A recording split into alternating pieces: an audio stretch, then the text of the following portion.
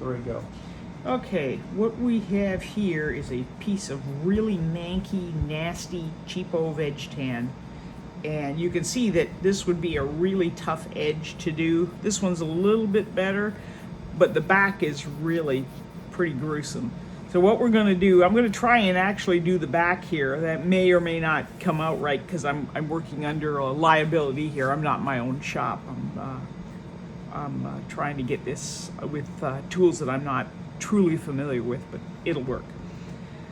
So the first thing I'm going to do is, this is an 80 grit ceramic coated cheapo sandpaper from Harbor Freight, just to illustrate that you don't have to spend a lot of money. And I'm just going to take and start pulling leather. The leather fluffies will fly like you would not believe, but you can see that this is beginning to look more sueded and just a little bit nicer. And you want to try and get in the same direction on this, just so you're lying all the fluffies down in the same direction to begin with. It's a little hard on the edge. And then I'm going to reverse it and go the other way. So I'm pulling, I guess what you'd call the undercoat up, because this is a really significantly bad piece of leather. Very flanky, very nasty.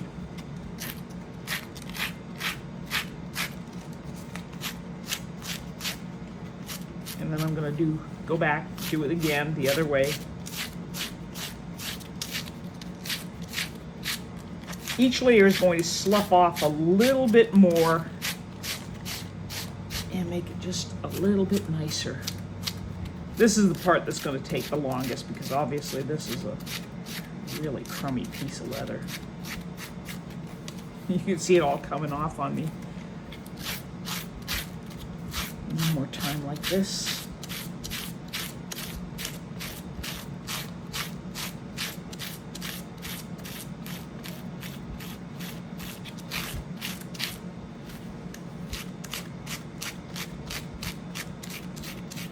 This isn't even going to make good suede.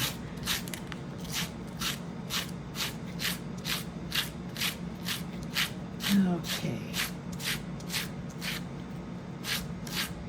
Now, just because I don't want to go too much more with the 80 grit, just because it'll thin it out, I'm going to switch to 150. 120 is okay.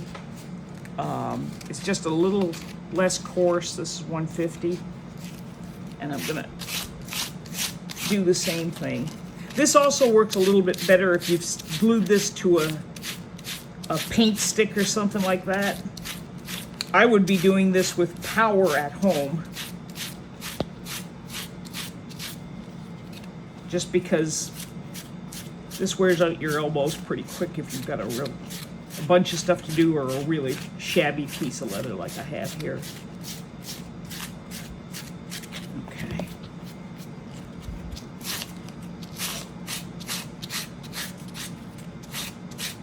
See, that's brightened up the grain a little bit more. These pieces are hard to do because they're just nasty. This piece, in my shop, this piece would never have been used just because it was so nasty. Or if it was firm but a little nasty, I'd have just sanded it down and put a lining over top of it, because this is like, yuck. And pardon the dog nose. That's Sadie.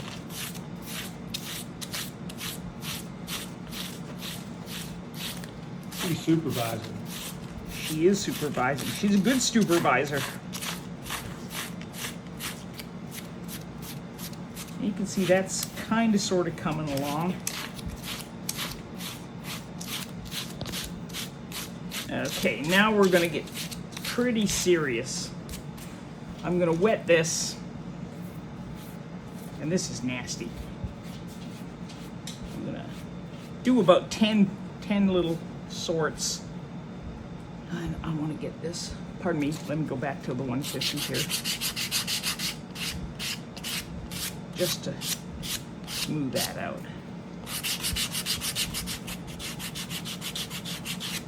so that we can show you can actually do an edge with this process rather than just having to work on the backs. The original purpose of this video was to show edges, but I couldn't resist trying to do the back side just because it's so awful. No, don't lick that, it'll turn green. Ew. Sadie obviously doesn't have taste. Now this is 320. Every time you make a jump, if whatever you start out with, you want to go twice the next grid, twice the grid after that, and then twice the grid after that. So this is 320.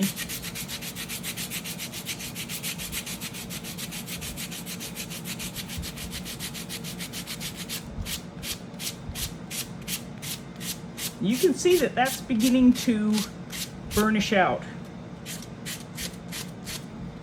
And I'm going to continue flop. I'm going to continue being a klutz.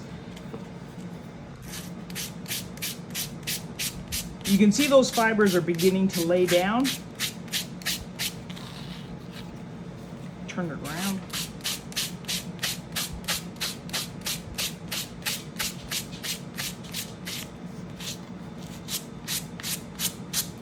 Turn it around again. And just a hair more water. The more heat you generate, this would be easier if you had a bit of wood under there. Something to really rub with.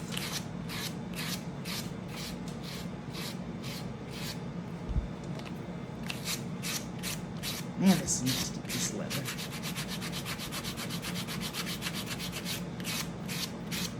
Sadie, you're being covered in leather whoopies.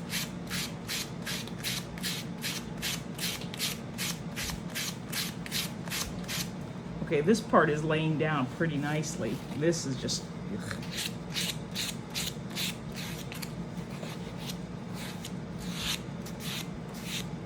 We'll show you what to do. Now this is almost smooth. This is really nice.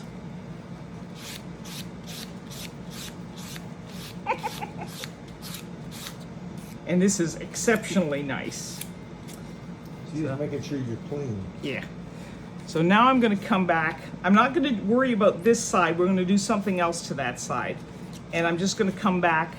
Normally, on a piece that I'd work on at home, I would put another little coat of water on, just real thin. And then I would start with the 600. And that is baby bottom smooth.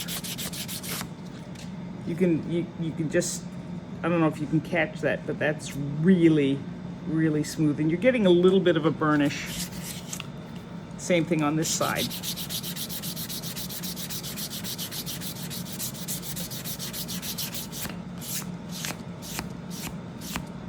Oh, that's nice. Oh, that's smooth as a baby's bottom. I like that. Okay, once we're here, and since this is such a nasty piece of leather, we're going to stop the video. I'm going to coat this with a layer of, I'm not going to worry about this edge for the moment, but I'm going to cover this with some leather sheen, not leather sheen, Resolene mixed up with Atom Wax.